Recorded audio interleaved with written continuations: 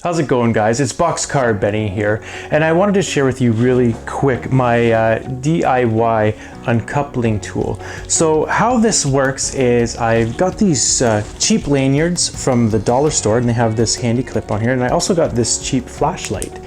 So this actually comes in really handy, not only for night operations, but for seeing between some of the cars when it's kind of shadowed and you can't really see the coupler. It works perfect to shine in there. But this is my uncoupling tool right here.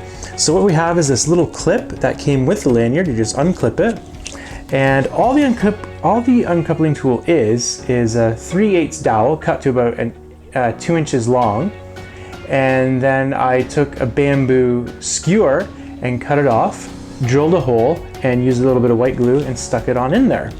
Then on the very end, I just drilled a little hole for the string to loop through, and that's it. So this little piece here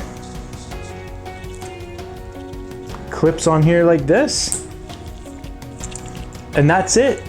You're ready to go. Super easy. Great little tool.